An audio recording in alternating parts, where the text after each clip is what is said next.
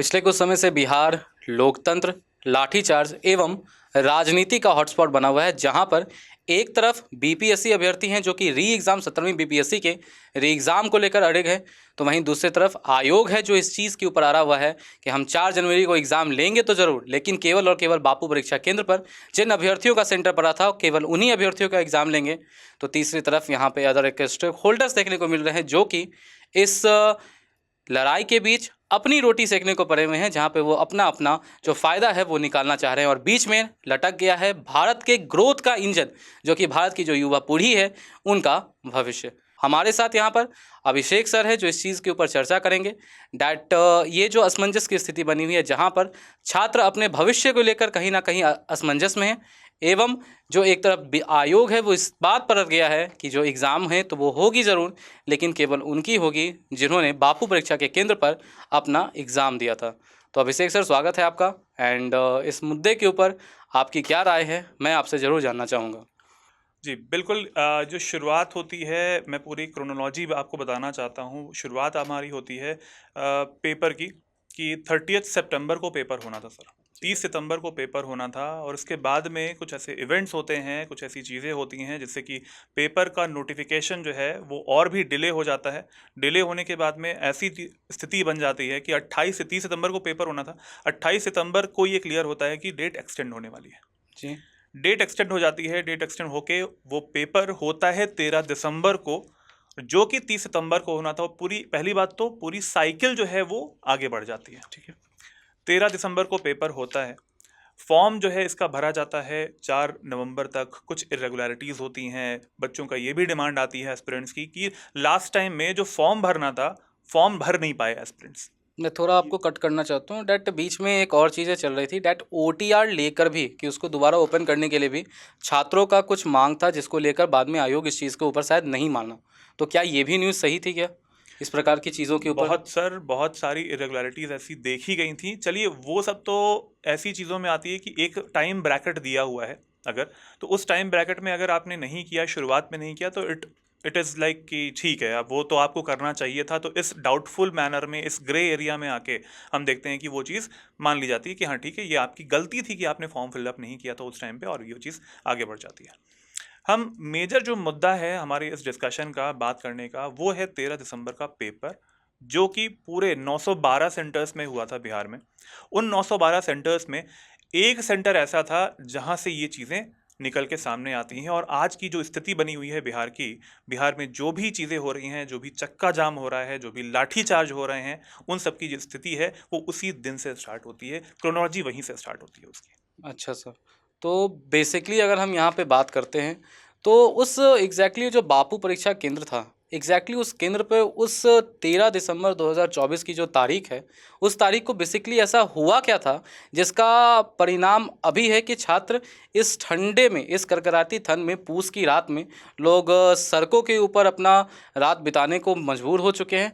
वो उनके ऊपर वाटर कैनन्स का प्रयोग किया जा रहा है, जो कि एक लोकतांत्रिक देश को शोभा नहीं देती है। एवं उसके साथ हमें देखने को मिल रहा है कि लाठीचार्ज उस बर्बरतापूर्ण हो रहा है, लेकिन छात्र अभी भी अडिग हैं कि री एग्ज़ाम हम लेकर रहेंगे, ये हमारा हक है और कम से कम आप एक निष्पक्ष जांच कराइए। तो बेसिकली उस 13 तारीख को ऐसा हुआ क्या था जो जिसके कारण इतना आक्रोश देखने को मिल रहा है? सर 13 तारीख को एक पेपर होता है बीपीएससी, 17वीं बीपीएससी पीटी परीक्षा होती है। और उसमें इरेगुलरिटी, एक सेंटर जो कि बोला जाता है कि बिहार का सबसे बड़ा परीक्षा सेंटर है, लगभग 13,000 की कैपेसिटी इसमें है, स्टूडेंट्स उसमें आके एक साथ पेपर जो है वो दे सकते हैं। तो उसमें होता ये है कि कहीं कहीं पर ऐसा देखने में मिला है, किसी किसी रूम में ऐसा देखने में मिला है कि वहाँ पर पेपर जो है वो देर से मिलता है। अच्छा। 2 घंटे का पेपर होता है। सभी जो भी हमारे ऐसे दर्शक होंगे जो कि नहीं जानते होंगे कि पेपर कैसे होता है, प्रारंभिक परीक्षा है ये वाली, मल्टीपल चॉइस क्वेश्चंस आते हैं। 2 घंटे का ही पेपर था इसमें, एक ही शिफ्ट में पेपर होना था। क्योंकि 6 दिसंबर, आप समझ रहे होंगे, इससे पहले अगर आपने न्यूज़ को फॉलो किया है तो वह आप जानते हैं कि वहाँ पर 6 दिसंबर तक भी नॉर्मलाइजेशन का एक इशू ऐसा बना हुआ था, कि भ्रम ऐसा फैला हुआ था, जो कि आयोग ने भी लास्ट में क्लियर किया कि नॉर्मलाइजेशन जैसी स्थिति नहीं होगी। इस टॉपिक पे हम बाद में आएंगे, पहले हम आते हैं इसी चीज़ पे कि 13 दिसंबर को जो इशू हुआ है वो क्या था।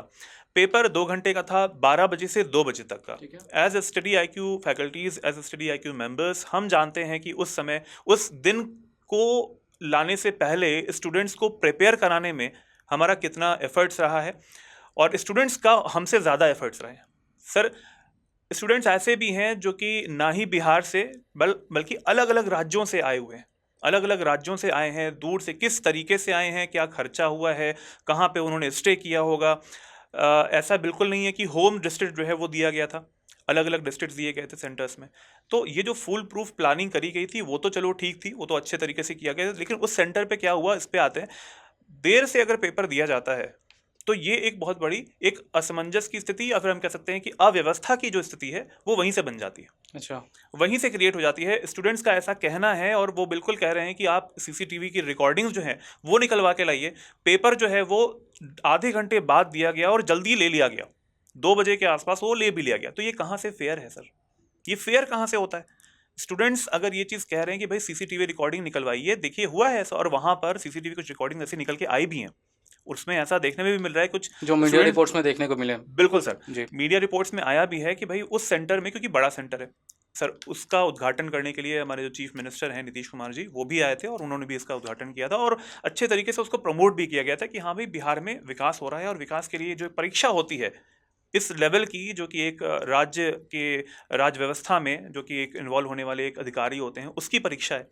और उसके बाद वो परीक्षा होती है और उसमें एक ऐसी इरेगुलरिटीज़ आती हैं, पेपर डिले होता है, कहीं कहीं पे ऐसा भी देखा गया कि कुछ ऐसे वीडियो भी वायरल हो रहे हैं, मैं उसकी पुष्टि नहीं करता हूँ, लेकिन फिर भी ऐसे कुछ वीडियोज़ वायरल हुए कि वहाँ पर OMR शीट्स को फिलअप किया गया। कई ऐसे भी लोग हैं जो कि OMR शीट्स जो हैं वो, क्योंकि ये सब चीज़ें जहाँ पे देखने में मिलती हैं, बच्चों का हुड़दंग जो है वो स्टार्ट हो जाता है। हुड़दंग मैं वर्ड नहीं यूज़ करना चाहूँगा, लेकिन क्योंकि आयोग ने ये चीज़ यूज़ करी है, मैं उसकी शब्दावली यूज़ करना चाहता हूँ यहाँ पर, कि आयोग ने बोला कि यहाँ पे कुछ ऐसे मिसक्रिएंट्स वहाँ पर इंटर कर गए थे, जिन्होंने ऐसी स्थिति वहाँ पे पैदा कर दी। सर तो फिर एक प्रश्न ये भी तो उठता है ना कि आयोग ने ही हमको सेंटर्स अलॉट किए थे, सभी छात्रों को जो सेंटर्स हैं वो तो आयोग ने ही अलॉट किए थे। अगर मैं एक अभ्यर्थी हूं तो मुझे नहीं मालूम है कि मेरे बगल वाली सीट पे कौन सा बंदा है जिसका एग्ज़ाम होगा वो बैठा होगा। और दूसरी बात, जैसा कि आपने भी कहा कि ये शायद सबसे बड़ा परीक्षा केंद्र है जिसका उद्घाटन हमारे माननीय मुख्यमंत्री नीतीश कुमार जी के द्वारा किया गया था। तो अगर आपको मालूम था कि यहाँ पर 10,000 से ज़्यादा बच्चे एग्ज़ाम देने वाले हैं, इसका मतलब है कि यहाँ पे जो सुरक्षा के इंतजामात थे वो ज़्यादा पुख्ता होने चाहिए थे। जो आपको 10 सेंटर पे आपको व्यवस्था करनी थी वो यहाँ पर आपको एक ही सेंटर पे व्यवस्था करनी थी। तो फिर यहाँ पर ये व्यवस्था में चूक क्यों हुई?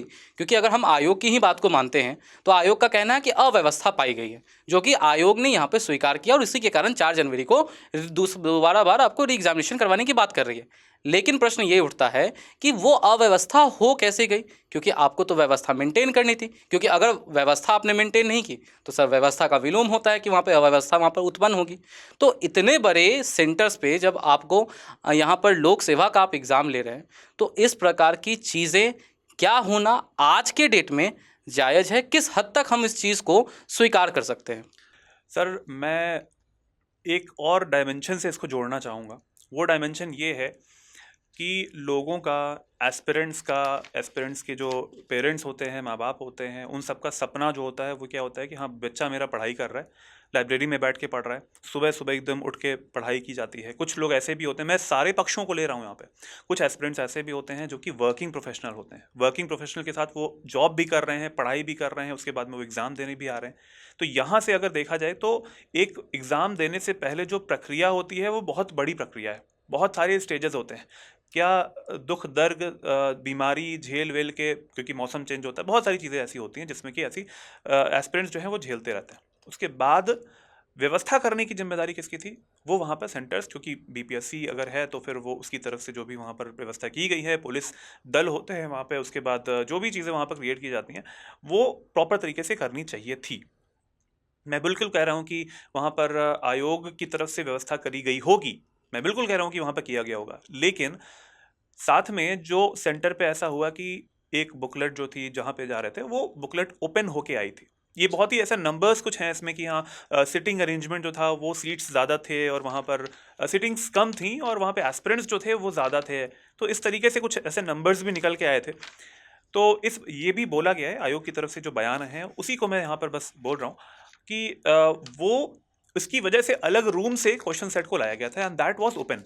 वो जो एनवेलप था वो ओपन था, वो सील्ड नहीं था। वहाँ से एक दुविधा जो होती है बच्चों के मन में, मनोभाव में, वो स्टार्ट होती है कि क्या ये सील ओपन है, जिस चीज़ के लिए एक मिसट्रस्ट बना हुआ है, मिसट्रस्ट सबके मन में है, वो अगर बच्चे के सामने, एस्पिरेंट के सामने, एग्जाम रूम में कोई सामने निकल के भरोसा आ नहीं जाता है, करेगा। तो वो चीज़ वहीं से गलत हो जाती है, गड़बड़ी स्टार्ट हो जाती है। इसका एक आई थिंक एक लार्जर डायमेंशन भी है, जिस चीज़ को अगर आप ध्यान से देखते हैं, मैं केवल बिहार के कॉन्टेक्स्ट में बात नहीं कर रहा हूँ। अगर मैं पूरा 2024 के साल को यहाँ पर रिवाइंड करता हूँ एक बार और स्टार्टिंग में एकदम चला जाता हूँ जनवरी फरवरी के टाइम में, तो हमें देखने को मिलता है कि बिहार के अंदर एक बहुत बड़ी एग्ज़ाम होती है जिसमें लाखों की मात्रा में वैकेंसी हमको देखने को मिलती है। बहुत सारे छात्र यहाँ पर सफल होते हैं, एक जिस चीज़ के लिए बिहार को मिसाल के तौर पर देखा गया। एंड बिहार ने रोज़गार के तौर पर एक नई जो क्रांति होती है वो उसकी यहाँ पर शुरुआत हुई बिहार शिक्षक भर्ती के तौर पे। लेकिन सर बिहार शिक्षक भर्ती में बीपीएससी टीआरई का पेपर साल के शुरुआत में हमको देखने को मिलता है कि लीक हो जाता है, जहाँ पर एडमिट कार्ड पर हमको उसके आंसर्स देखने को मिलते हैं। तो एक बहुत बड़ा जो ट्रस्ट होता है वहाँ पर छात्रों का ब्रेक हो जाता है, क्योंकि एक एग्ज़ाम जो होता है ना सर, उसमें एक एग्ज़ाम में केवल एक बच्चा इन्वॉल्व नहीं होता है, उसके बच्चा इन्वॉल्व होता है, उसके सपने इन्वॉल्व होते हैं, घर की जिम्मेदारियां इन्वॉल्व होती है, उसके माता पिता इन्वॉल्व होते हैं। बहुत सारी चीज़ें हैं जो एक बार में एक छोटे से बच्चे के ऊपर वर्क करती है, और एक बच्चा एक टाइम पे बहुत सारी चीज़ों पे अपने दिमाग के अंदर ही लड़ता रहता है, जो शायद खुद को कभी कभार एक्सप्रेस भी नहीं कर पाता है। अब दूसरा बात आती है यहाँ पर, जो पैसे की बात आती है। जब कोई भी बच्चा एग्ज़ाम देने जाता है तो वैसे कंडीशन में अगर मान लो आज के डेट में मैं यूपी से बिहार आ रहा हूँ, तो मुझे मालूम है कि अगर मोटा मोटा मैं पकड़ भी चलो ना, तो कम से कम 5,000 का तो खर्चा मुझे लगेगा ही लगेगा। अब इसमें सर इसमें मुझे एक चीज़ और इंक्लूड करनी है, ऐड करनी है। सर ये जो एस्पिरेंट्स है ना, ये वो एस्पिरेंट्स नहीं है जो कि बहुत ही फ्लोरिश्ड घरों से आते हैं। जी हाँ सर, बहुत ही ऐसे लोग नहीं हैं जो कि बड़े बड़े लोग हैं, बिल्कुल उन्हें पता है कि हाँ उनके घर में बैकिंग है, ऐसा बिल्कुल नहीं है।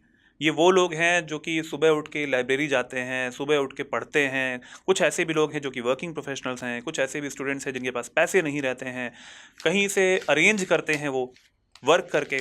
कुछ ऐसे लोग भी होते हैं, मेरे जानने में भी कुछ ऐसे लोग हैं जो कि जो हमारे डिलीवरी एजेंट्स वाला काम कर रहे हैं, वो ये तैयारी कर रहे हैं कि हाँ मुझे एक समय पे निकाल। और आप जानते भी होंगे कि ऐसे एग्जांपल्स निकल के भी आते हैं कि हाँ पहले ये काम करते थे, अब ये इन्हें सफलता मिली है। तो सफलता मिलने के बाद में वो फेमस होते हैं, सफलता मिलने के पहले वो बात वही है ना। उसी ढर्रे में उसी तरीके से लाइफ जी रहे होते हैं, एक कॉमन मैन की तरह, एक जो बिल्कुल कोई भी उसमें फेमस होने का कुछ नहीं रहता है, वो अपनी दृढ़ निश्चय से अपना काम करते रहते हैं। बस वही है कि और उतने सारे एस्पिरेंट्स हैं। बिल्कुल मैं आप अपनी बात स्टार्ट कीजिए सर, क्योंकि जो आपने बोला कि बहुत दूर से आते हैं लोग, तो इसके बात वही है सर। मैं आपकी बात को एक बताना चाहता हूँ कि बना हुआ जो विराट कोहली होता है वो पूरे दुनिया को पसंद होता है, दुनिया उसको आइडल मानते हैं। लेकिन जो बनता हुआ विराट कोहली होता है ना, जो बनता हुआ सचिन तेंदुलकर होता है या महेंद्र सिंह धोनी होता है, वो किसी को पसंद नहीं होता है। उस दौर का जो मेहनत होता है वो एक छात्र का एक अपना ही मेहनत होता है, जो या तो वो जानता है या फिर उस कमरे का चारदीवारी जानता है, जिसने उस व्यक्ति ने अपना पूरा का पूरा 1 साल 2 साल उसने दे दिए। ना ही वो घर परिवार के किसी फंक्शन में जाता है, कई बार तो इतना देखने को मिलता है कि अपने माता पिता से, अपने घर वालों से भी उतना बात नहीं कर पाता है। घर के पर्व त्योहारों में भी वो बच्चा जो है वो आपको इंक्लूड नहीं होता है, सम्मिलित नहीं हो पाता है। अब यहाँ पे एक दूसरा ऑप्शन ये है ना कि ये जब छात्र इतनी मेहनत कर रहे हैं, मैं फिर से थोड़ा सा बैक जाना चाहता हूँ डैट अभी तो मैंने बात कर ली कि बिहार के अंदर लीक हुआ। इसके बाद एक और बहुत बड़ा मामला हमको देखने को मिलता है जहाँ पे नीट का पेपर जो होता है वो लीक हो जाता है। तो सवाल एक उठती है, एक बच्चा पहले साल 2 साल कड़ी मेहनत करे, वो पूरे संसार से कट जाए, अपने घर वालों से कट जाए, अपनी तबीयत को वो कहते हैं ना बोल के साइडलाइन कर दे कि मुझे बस अपना एक फोकस रखना है कि मुझे एग्ज़ाम में सिलेक्शन लेना है, मुझे अपने परिवार का जो आज के डेट की जो स्थिति है, मेरे माता पिता की जो परेशानियां हैं, जो झुर्रे हैं ना, उनको कम करना है। और आगे समय में उनका आज जो भी चल रहा है, जो मेरे घर का जो भविष्य होगा वो ऐसा होगा कि जहाँ पर हर एक व्यक्ति सुखद तौर तरीके से जो एक अच्छी स्टैंडर्ड ऑफ लाइफ लिविंग की बात जो हम करते हैं उसको कर पाएगा। अब बच्चा पहले बिहार में हुआ, फिर नीट में हुआ, उसके बाद एक लॉ भी पास हुई। ऑल ओवर इंडिया हमको लॉ पास होता हुआ देखने को मिलता है, इवन बिहार में भी ये लॉ पास होता है। फिर 17वीं बीपीएससी 2000 से ज़्यादा पद, जिसमें सर जितना आप अन्य राज्य लोक सेवा आयोग के बारे में बात करते हैं, जितने कुल पद होते हैं उससे ज़्यादा तो यहाँ पे एसडीएम और डीएसपी के पद हैं, वो पद जिसके लिए हर एक बच्चा यहाँ पर आपको जाना चाहता है।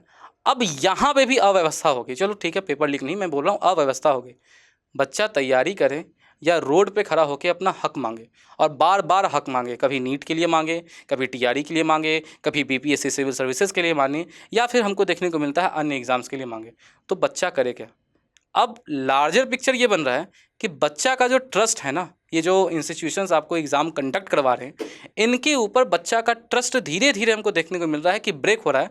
बच्चा को ये लगता है कि जो आपका जो पेपर है वो पेपर लीक हो जाएगा, इससे अच्छा मैं डेविएट हो जाता हूँ, मैं कहीं और चला जाता हूँ, वहाँ पे प्राइवेट नौकरी कर लेता हूँ, मैं किसी स्कूल में ज्वाइन कर लेता हूँ, जिससे कम से कम हर एक व्यक्ति के घर में सर पैसे की तो ज़रूरत होती है और हर एक बंदा एक टाइम पे अपनी फाइनेंशियल कंडीशन के आगे झुक ही जाता है, वो उसकी ब्रेकिंग पॉइंट आ जाती है।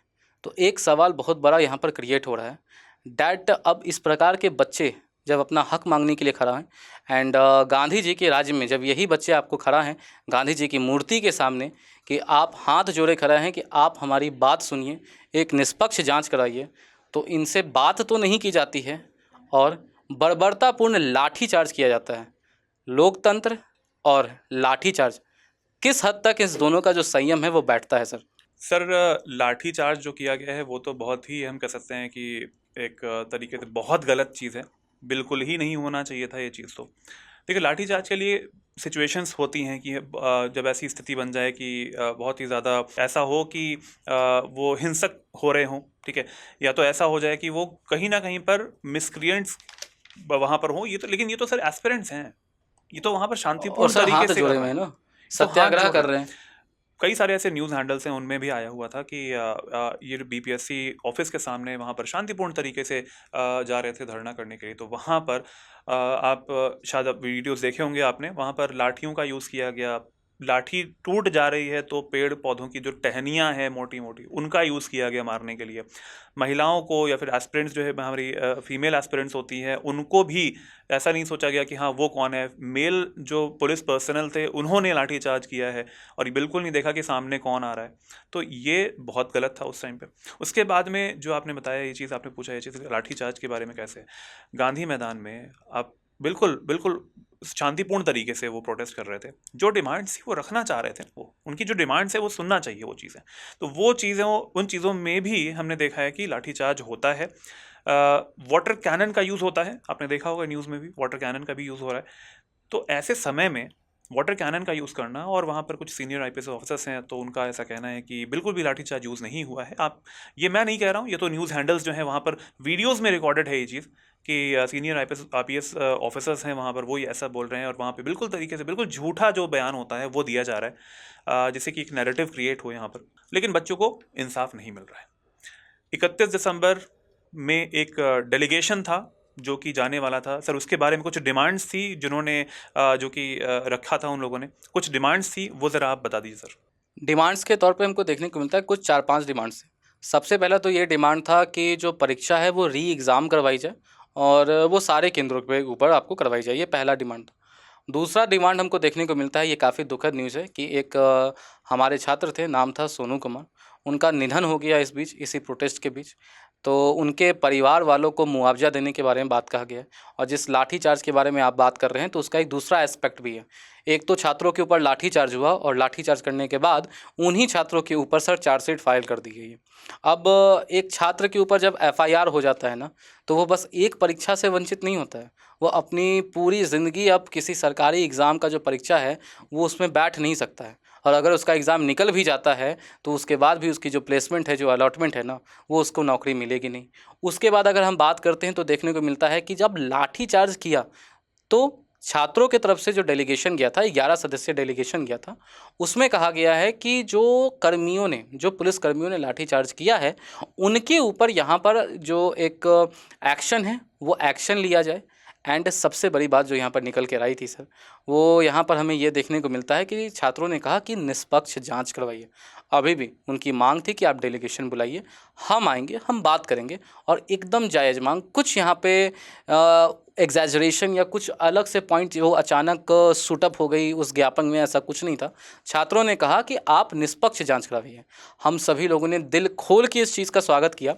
जहाँ पर जो अभी बिहार के मुख्य सचिव हैं उनके अमृत लाल मीणा जी, उनके द्वारा कहा गया कि आप ने ज्ञापन सौंप दिया है, अब आप अगले 2 दिन तक शांति व्यवस्था मेंटेन करके रखिएगा, हम इस चीज़ों के ऊपर सकारात्मक वे में आगे कदम उठाएंगे।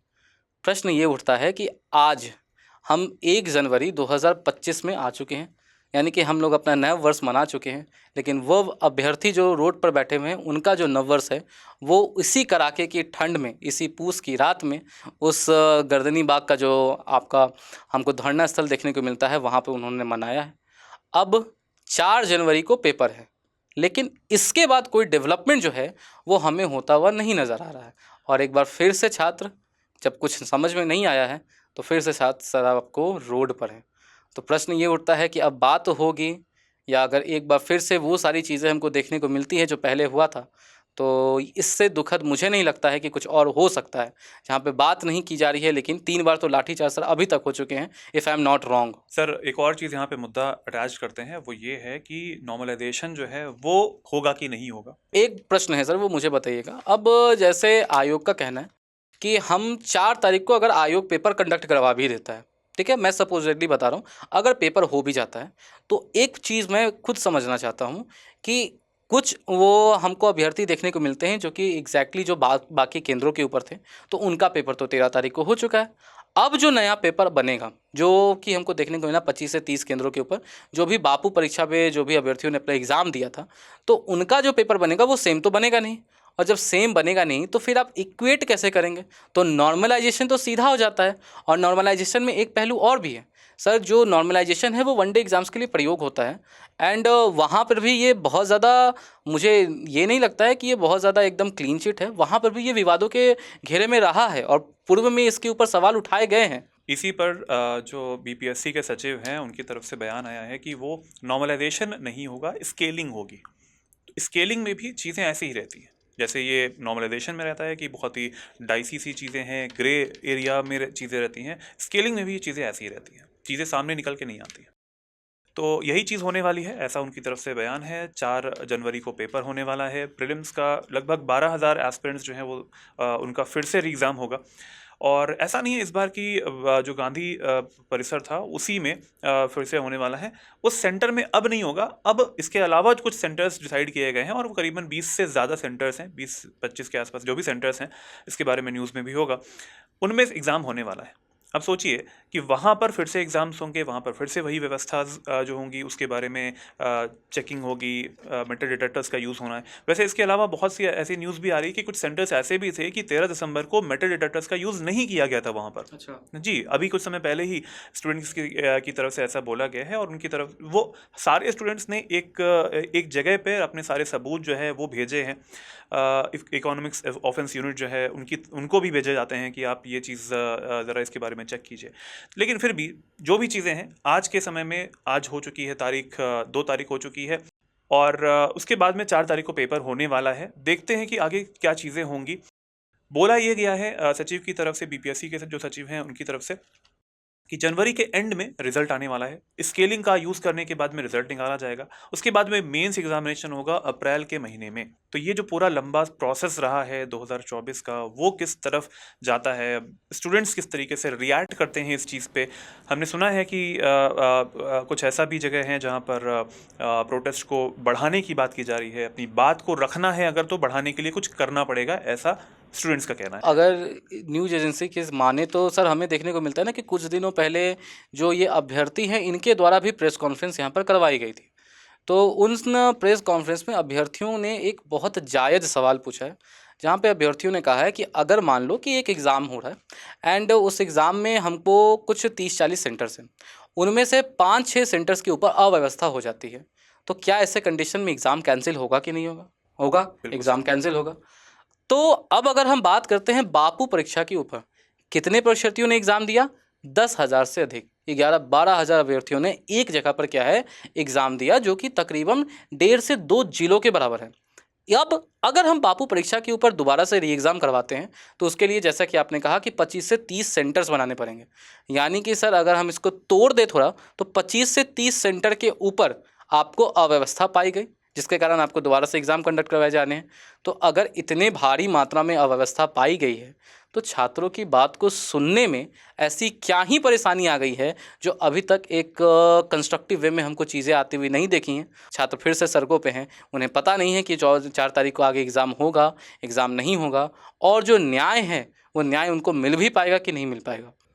बिल्कुल सर, इसी के बारे में अब हमारी पूरी नज़र इस पे बनी हुई है। जो भी खबरें आती हैं हम इस पर नज़र बनाए हुए हैं, हमारे जितने भी एस्पिरेंट्स हैं उन्हें इसके बारे में बताया भी जाता है। आप सभी लोग जो भी इस टाइम पर इस वीडियो को देख रहे हैं, ज़रूर कमेंट बॉक्स में बताएं आपकी राय क्या है। स्टडी IQ PCS आप सभी लोगों के साथ है। एस्पिरेंट्स का जो दर्द है वो सबसे पहले, क्योंकि हम लोग भी एस्पिरेंट्स रह चुके हैं, तो एकदम। हमें भी अब पता है बात वही कि है ना कि सर, अगर हम इकोनॉमिक सर्वे को माने तो वो कहता है कि इंडिया अभी अपने डेमोग्राफिक डिविडेंड के फेज़ में है। डेमोग्राफिक डिविडेंड का मतलब होता है कि जहाँ पर ये जो युवा पीढ़ी है, आप इसको एक असेट के तौर पर यूज़ करके ना जो इकोनॉमिक ग्रोथ है उसको अच्छे से चैनलाइज कर सकते हैं।